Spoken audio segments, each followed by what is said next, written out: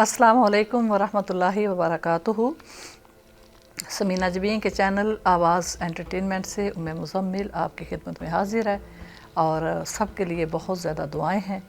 समीना जबीन के लिए भी, उनकी फ़ैमिली के लिए भी, आयमन बेटे उनकी फ़ैमिली के लिए भी, और अल्लाह सुब्हानहू व तआला आपको भी, जो हमारे लिसनर्स हैं, आपके लिए भी अल्लाह सुब्हानहू व तआला हम सब को अपनी हिफ्ज़ व मान में रखें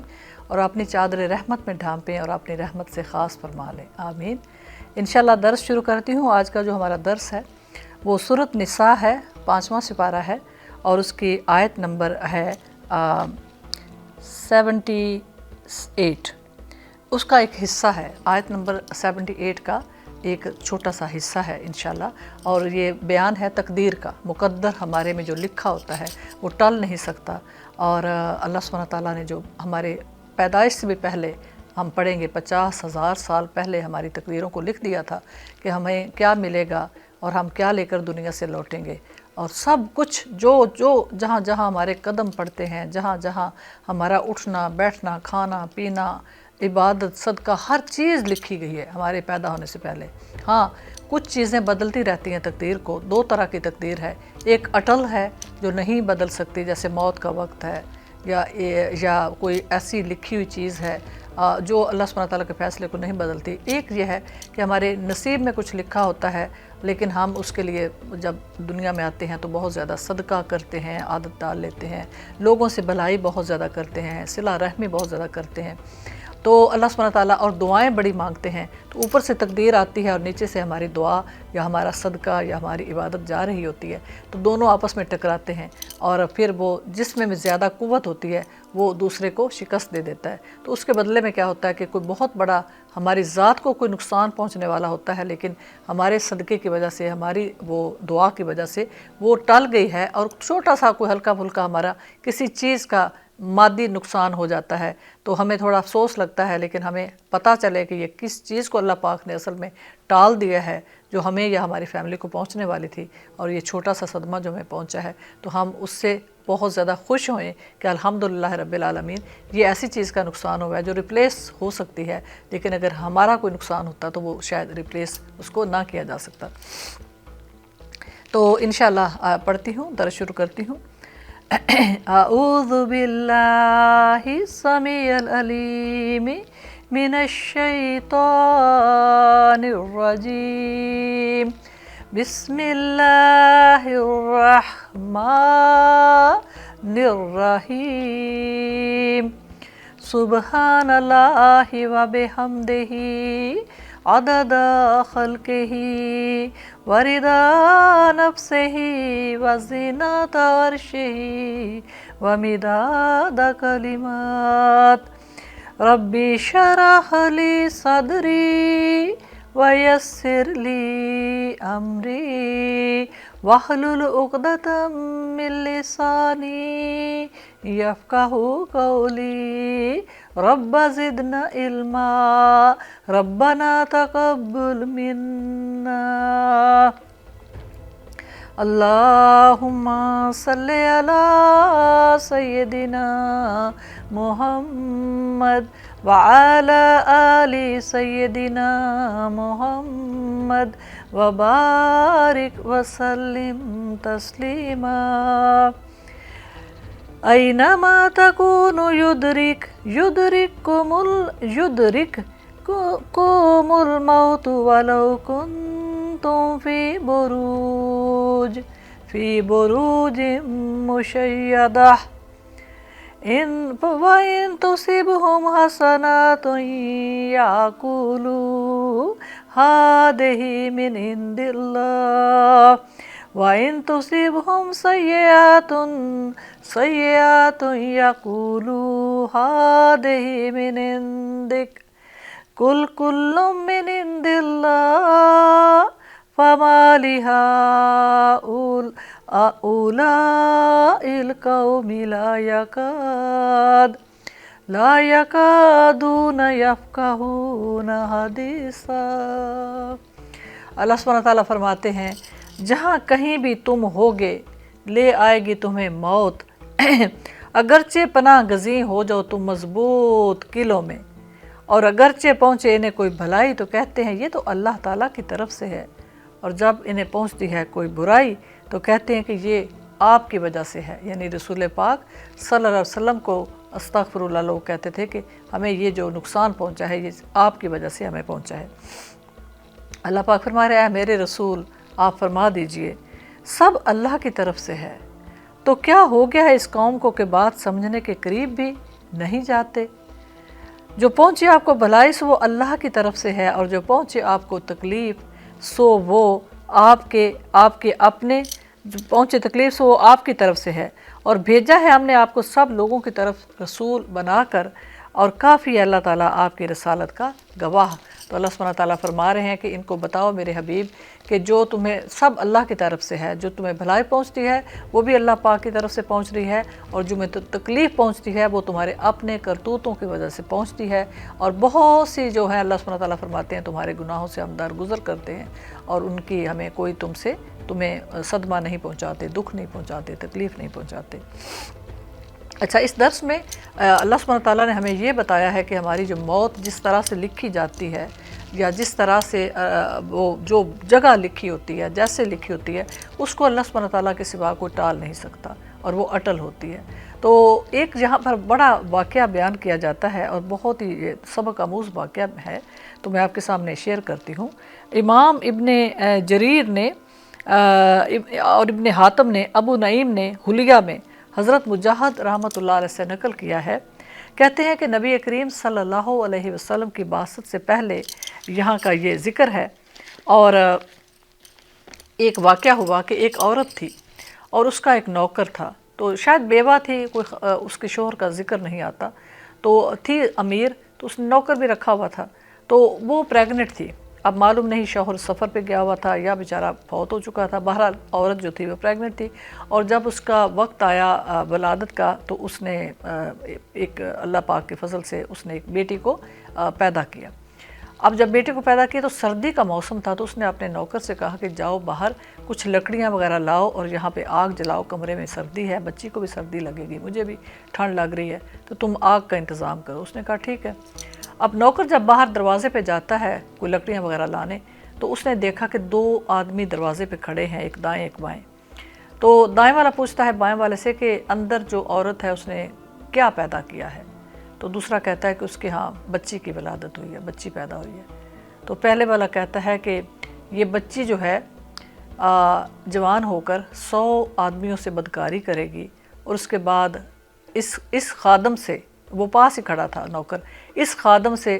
نکاح کرے گی، اور پھر اس کی موت جو ہے وہ مکڑی کی وجہ سے، مکڑی اس کی موت کا سبب بنے گی۔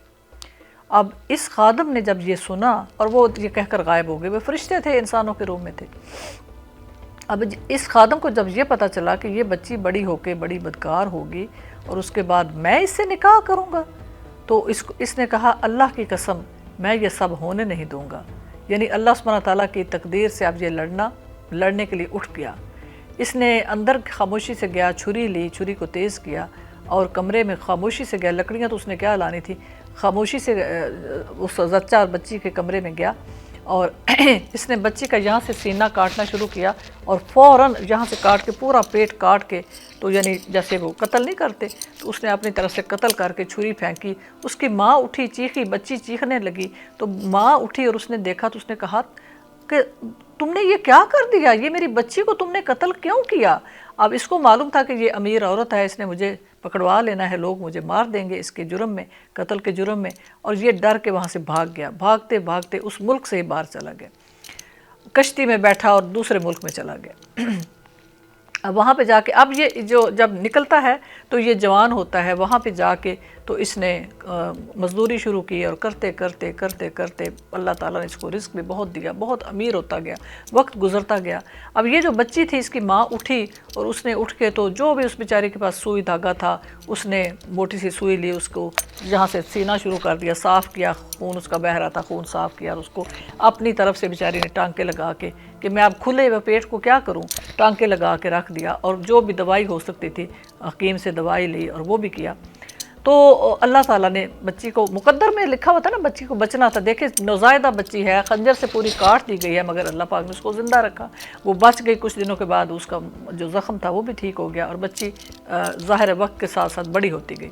اب بچی جوان ہو چکی تھی، ماں غالباً اس کی فوت ہو گئی، پہلے باپ کا پہلے ہی ذکر نہیں ہے، تو اب ماں بھی فوت ہو چکی تھی، اب بچی جوان ہے، انتہائی درجے کی خوبصورت تھی یہ لڑکی۔ تو شہر کے لوگ جو بھی اس کو دیکھتا اس کو دعوت گناہ دیتا، اور وہ تھوڑا سا مال ان سے لیتی اور وہ ان سے بدکاری کرتی، استغفر اللہ۔ کرتے کرتے وقت گزر گیا۔ اب یہ جو خادم تھا، یہ چونکہ اب بہت سالوں کا یہ واقعہ تھا، اس نے سوچا اب کون مجھے پہچانے گا، اب تو لوگ بھول بھال گئے ہوں گے اس واقعہ کو بھی، اور میں وہاں پہ جا کے نہیں کسی اور اپنے ملک میں واپس جاتا ہوں، اپنا سارا پیسہ بھی لے جاتا ہوں، اور کوئی مجھے پہچانے گا بھی نہیں۔ وقت بہت گزر گیا، تو اب یہ بھی کافی میچور ہو چکا تھا، تو یہ واپس آتا ہے۔ واپس آ کر اس نے ایک بڑھیا کے گھر میں یہ ٹھہرنا شروع کر دیتا ہے۔ تو بڑھیا کو وہ کہتا ہے کہ اماں مجھے اللہ تعالیٰ نے سب کچھ عطا فرمایا ہوا ہے، تو میں یہ چاہتا ہوں کہ میں نا شہر کی جو خوبصورت ترین لڑکی ہے نا اس کے ساتھ نکاح کرنا چاہتا ہوں۔ تو بڑھیا نے کہا کہ اچھا بیٹے۔ اب بڑھیا نے رشتہ دیکھنا شروع کیا تو اس کو پتہ چلا کہ شہر کی خوبصورت ترین تو یہ لڑکی ہے، وہی یہ جس کو اس نے مارا ہوا تھا۔ تو وہ اس کے پاس جاتی ہے اور اسے کہتی ہے کہ ایک آدمی ہے میرے گھر میں رہ رہا، بڑا امیر ہے اور بہت زیادہ اس کے پاس مال ہے، اور وہ اس نے تمہیں پیغام نکاح بھیجا ہے۔ اب اس نے بھی کہا کہ میں آئے دن روز پیسوں کی خاطر استغفر اللہ لوگوں کے ساتھ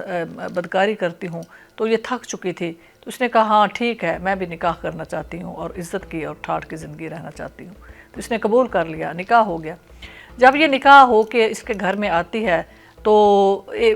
وہ میاں بیوی رہنا شروع ہو جاتے ہیں، وہ بڑا خوش، لڑکی بھی بڑی خوش، وہ بھی کہ امیر کے اس کو سب کچھ مل گیا بغیر کسی بدکاری کیے ہوئے، اور یہ خوش کہ میری اتنی خوبصورت ترین جو شہر کی لڑکی ہے، میرے پاس مال بھی بہت زیادہ اور میری بیوی بھی حسین ترین عورت ہے۔ تو خیر ایک دن نا دونوں میاں بیوی لیٹے ہوئے تھے، تو لیٹے لیٹے باتیں کر رہے تھے، تو اب اس نے نا لہر میں آیا اور اس نے کہا کہ تمہیں پتہ ہے میں کون ہوں؟ اس نے کہا مجھے تو نہیں معلوم۔ اس نے کہا کہ میں اسی شہر کا رہنے والا ہوں، یہ نہیں کہ میں اب آیا ہوں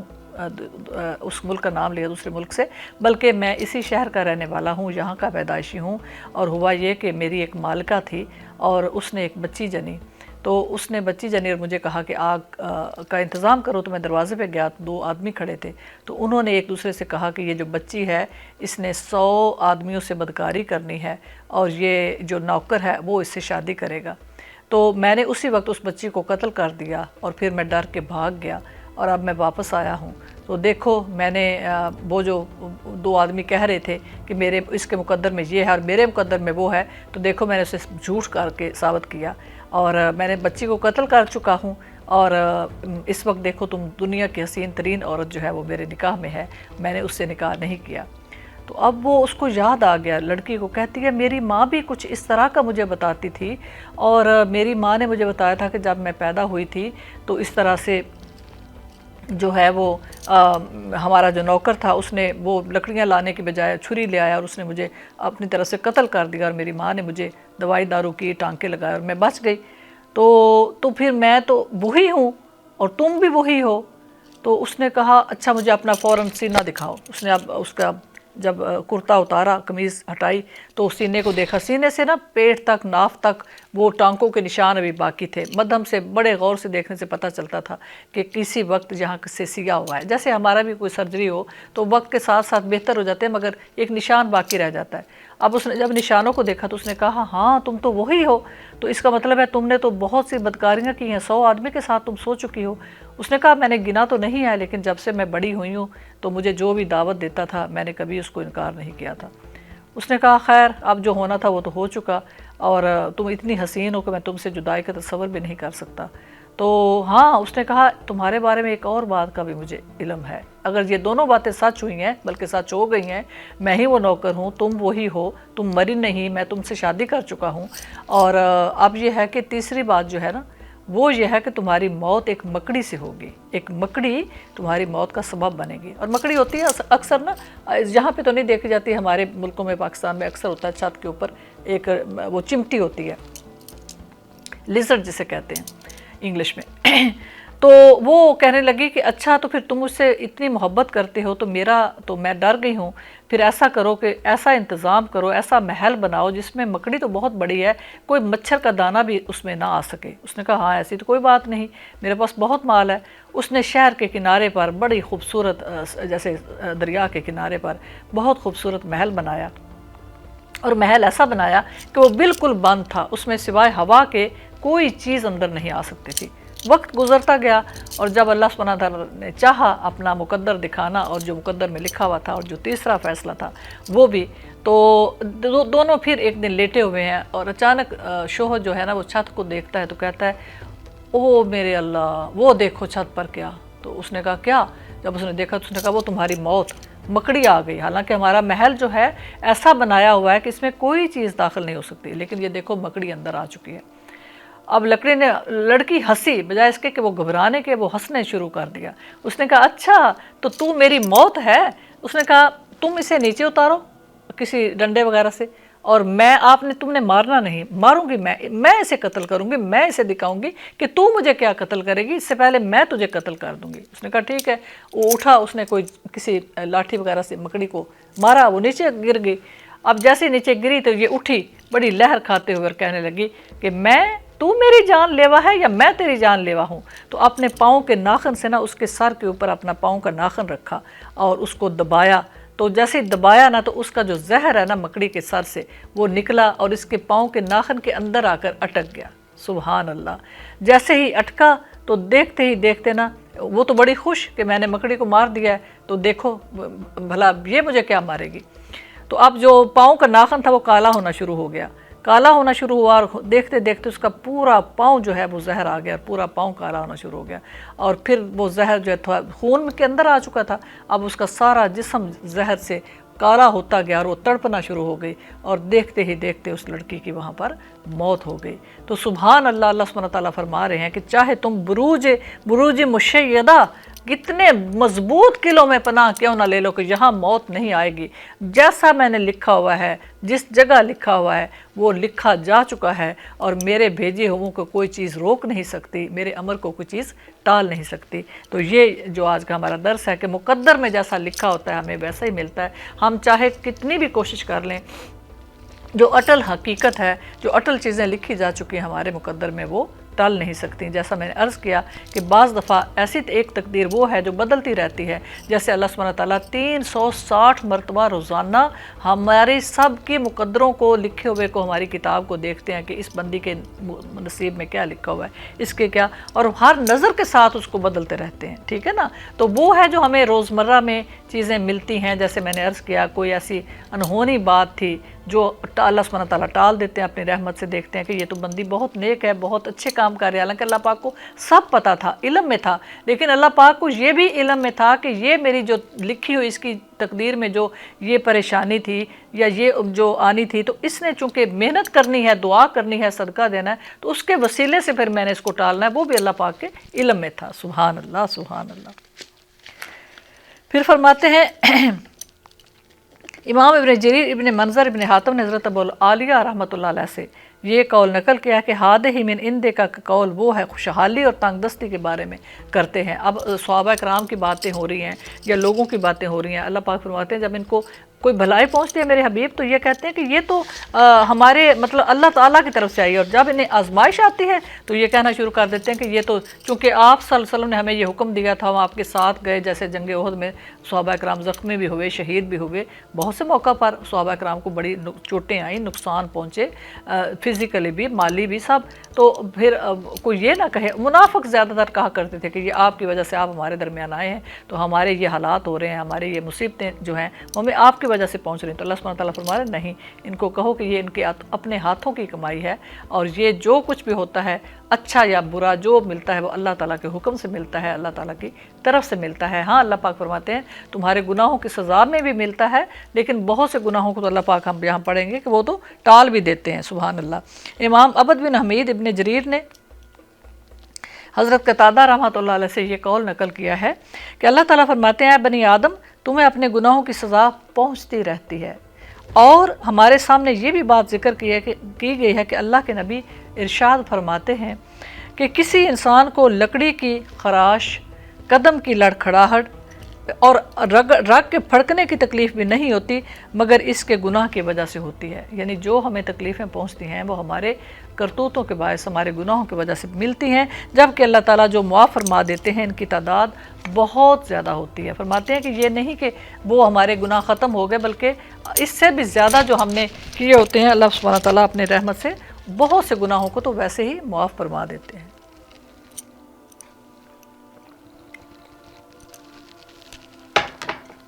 پھر فرماتے ہیں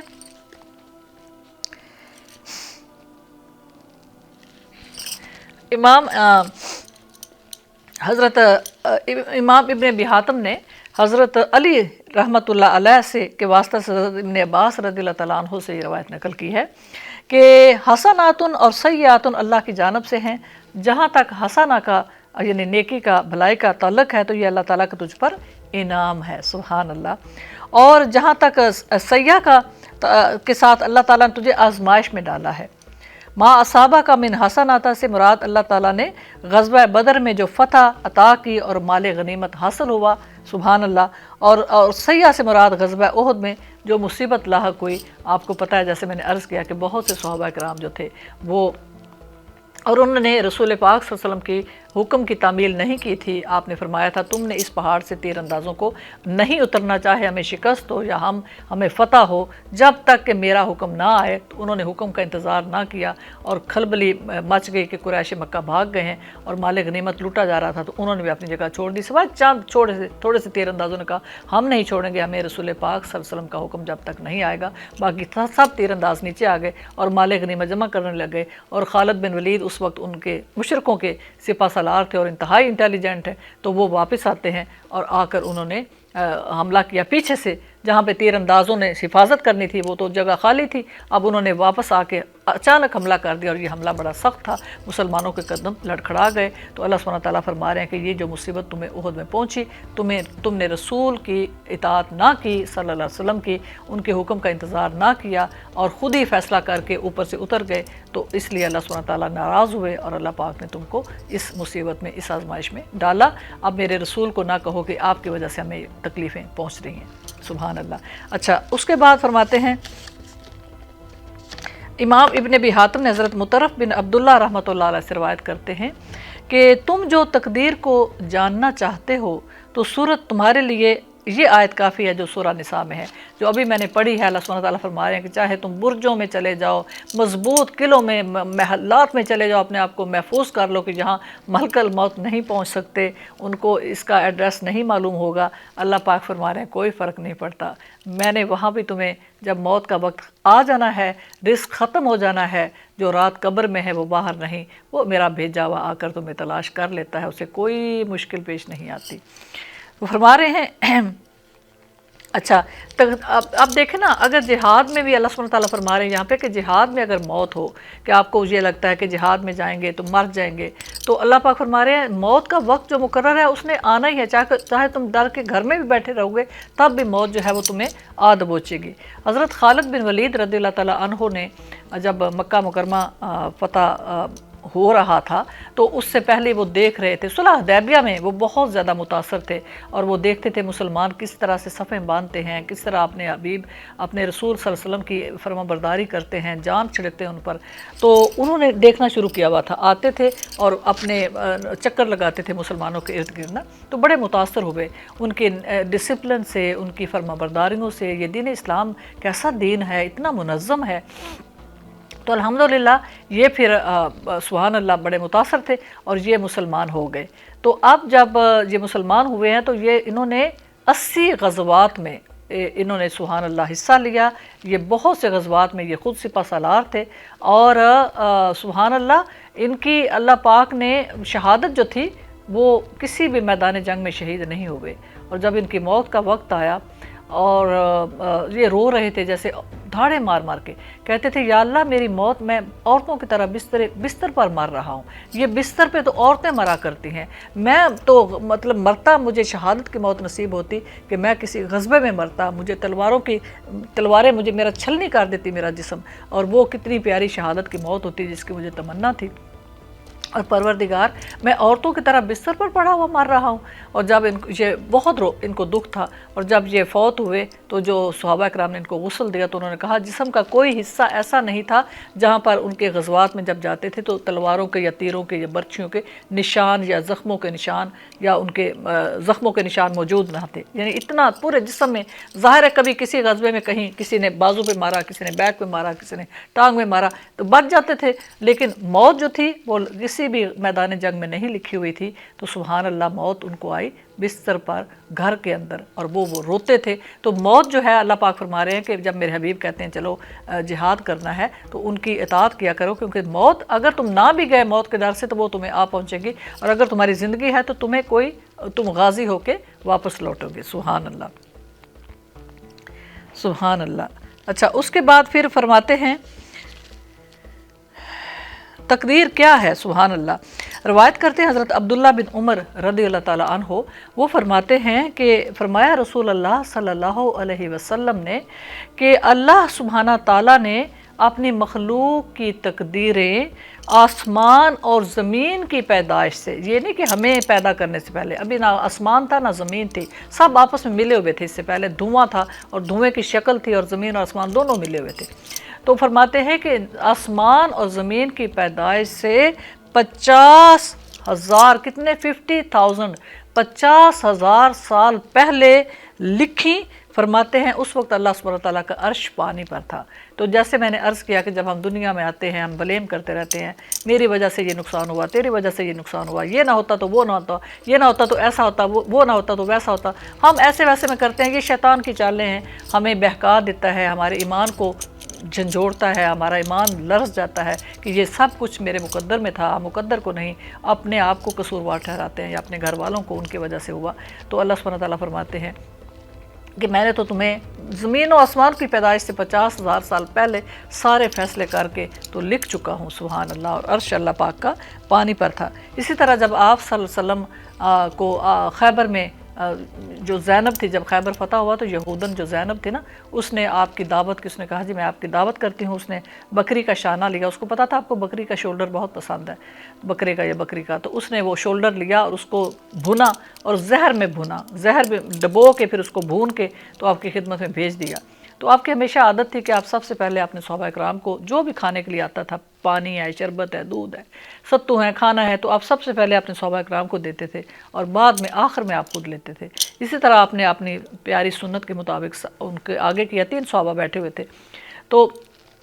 ایک صحابی جوان تھے تو انہوں نے بڑا سا اس کا ٹکڑا کاٹا اور کھانا شروع کر دیا، اور دوسرے صحابی نے بھی کھانا شروع کیا. تو جب آپ صلی اللہ علیہ وسلم تک پہنچا، زیادہ نہیں تھے، بس 2 صحابی تھے آپ کے پاس. جب آپ تک پہنچا تو آپ نے جیسے وہ بوٹی توڑی اور منہ میں ڈالی تو اللہ پاک نے اس کو زبان دی. اس نے کہا مجھے مت کھائیے، میں زہر میں ڈوبی گئی ہوں، مجھ میں زہر ڈبو دیا گیا ہے. تو آپ صلی اللہ علیہ وسلم نے وہ پھینک دی اور اپنے صحابہ کو فرمایا کھانا فوراً بند کر دو، کھانا مت کھاؤ. آپ نے زینب کو بلایا اور اسے کہا کہ تم نے ہمارے کھانے میں زہر ڈبویا ہے اس بکری کے شانے میں. تو اس نے کہا جی ہاں. تو آپ نے فرمایا کیوں؟ تو اس نے کہا اس لیے کہ میں چاہتی تھی کہ اگر آپ اللہ کے سچے رسول ہیں تو آپ کا رب آپ کو اس کی اطلاع دے دے گا، اور اگر آپ نہیں ہیں تو ہمیں آپ سے نجات مل جائے گی. اچھا، آپ نے فرمایا ٹھیک ہے تم جاؤ. تو اس کے بدلے میں آپ صلی اللہ علیہ وسلم نے اس کو کوئی سزا نہیں دی. لیکن جب وہ صحابی جو جنگ تھے وہ بیچارے تھوڑی دیر میں پھڑک کے، زہر چونکہ بہت زیادہ تیز تھا تو وہ ان کی جان چلے گی. تو ان کی جان کے بدلے میں پھر اس کو بھی جان کا بدلہ جان ہے، اس کو قتل کرایا گیا. لیکن آپ نے اپنا بدلہ لینے کے لیے پہلے اس کو کہا جاؤ تم گھر جاؤ. لیکن جب جو دوسرے صحابی بھی فوت ہو گئے، دونوں صحابہ کرام، تو پھر آپ نے ان کے بدلے میں اس کی جان لی. اچھا، تو پھر سلمہ اچھا اس کا جو اتنی دیر آپ کی رہی تھی نا زبان پہ، تو آپ کو بہت زیادہ تکلیف ہوتی تھی. 3 سال آپ صلی اللہ علیہ وسلم اس کے بعد حیات رہے ہیں، تو آپ کو اکثر اتنی زیادہ تکلیف ہوتی تھی، آپ پچنے بھی لگوایا کرتے تھے. حضرت سلمہ نے آپ کی جو آخری لمحات تھے، آخری دنوں میں اس کی بہت زیادہ تکلیف تھی، بہت سر میں بھی شدید درد ہوتا تھا اور بہت زیادہ آپ کی طبیعت خراب تھی. حضرت سلمہ نے کہا کہ یا رسول اللہ صلی اللہ علیہ وسلم، کیا یہ وہی خیبر میں جو بکری کا زہر تھا وہی ہے نا جس کی وجہ سے آپ کو اتنی شدید تکلیف میں مبتلا ہیں؟ تو آپ نے فرمایا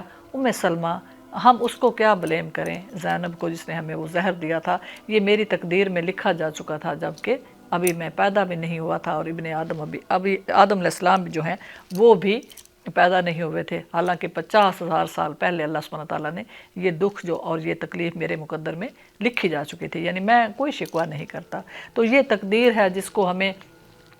اللہ تعالیٰ کی رضا سمجھتے ہوئے ماننا پڑتا ہے۔ کبھی اچھی ہوتی ہے، کبھی نہیں اچھی ہوتی، تو اللہ سبحانہ تعالیٰ سے ہم دعا کرتے ہیں کہ اللہ سبحانہ تعالیٰ ہمارے نصیب میں کچھ بھی برا لکھا ہوا ہے ہمارے بچوں کے نصیب میں، تو اپنی رحمت کو دیکھتے ہوئے اس کو ٹال دیں اور ہمیں اپنے خاص فضل سے ڈھانپ لیں، اور ہم کچھ بھی کسی آزمائش کے لائق نہیں، ہمیں سارے آزمائشوں سے محفوظ رکھیں، آمین۔ سبحان ربک رب العزت اما یصفون وسلام علی المرسلین والحمد للہ رب العالمین وآخر دعوانا والحمد للہ رب العالمین۔